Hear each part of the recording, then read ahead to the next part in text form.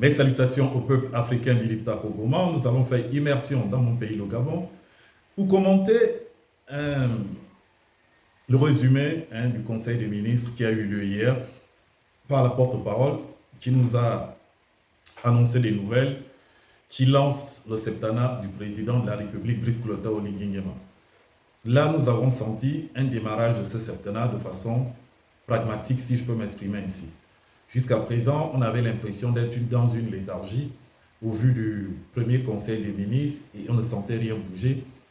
Et là, cette fois-ci, je crois que le septennat est lancé. Il est lancé déjà. Je vais essayer de résumer en français facile.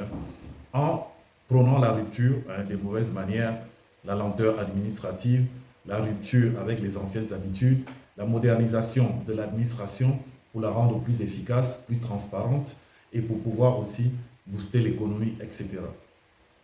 Pour aller très vite, le président de la République a mis en place des fonds d'investissement stratégique dans 5 domaines. Nous avons le domaine de l'agriculture, nous avons le domaine de l'énergie, nous avons le domaine de l'agriculture, de l'eau et l'énergie, des infrastructures, etc. pour pouvoir booster ces pans qui vont permettre de booster l'économie nationale. J'essaie de faire ça en français simple. Donc ces structures sont mises en place pour pouvoir immobiliser l'argent et pouvoir aller très vite pour résoudre les problèmes pressants, existentiels de la vie des Gabonais. Je tiens à saluer cela. C'est la première partie de ma vidéo dans le décryptage du Conseil des ministres. La prochaine vidéo, je vais la faire sur la transformation et l'industrialisation avec des décisions fortes aussi qui ont été prises. Il avait dit lors de sa campagne, c'est-à-dire qu'il fallait maintenant transformer les matières premières au Gabon, il fallait prôner l'industrialisation parce que pour résorber le chômage, il n'y a pas de secret, il faut transformer les matières premières et c'est grâce à cette transformation que nous allons industrialiser le pays et créer une valeur ajoutée qui va permettre de booster l'emploi et nous donner aussi une économie dynamique.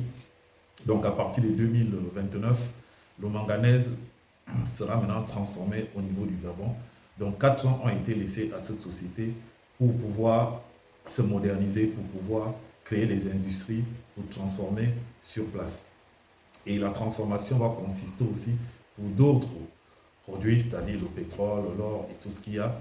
Donc il y a 3 ou 4 ans qui sont une date butoir pour pouvoir le faire, ce qui est une très bonne chose. Je pense qu'il faudrait aller plus loin. J'aurais voulu aussi qu'ils dénoncent les contrats opaques qui animent l'État gabonais avec toutes ces sociétés, qu'elles soient pétrolières ou minières. Il est inadmissible que nous soyons le 2e producteur de manganèse au monde et que mon mandat se trouve dans cet état et que le Haut-Togo et le Gabon se trouvent dans cet état. Je vous souviendrai que Léomba avait développé le Gabon à son niveau, rien qu'avec le bois à son époque.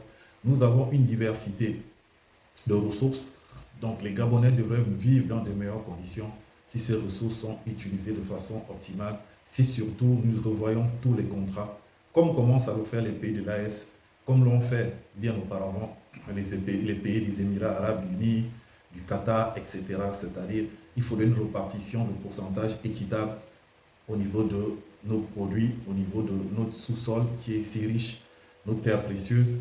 Je pense qu'il faut absolument dénoncer ces contrats. C'est déjà bien d'industrialiser, c'est déjà bien de transformer sur place. Beaucoup de présidents n'ont pas ce courage, donc je tiens déjà à le féliciter parce que souvent, ça pose beaucoup de problèmes. Je vous laisse pour un prochain podcast. Que Dieu vous bénisse et puis vos différentes positions.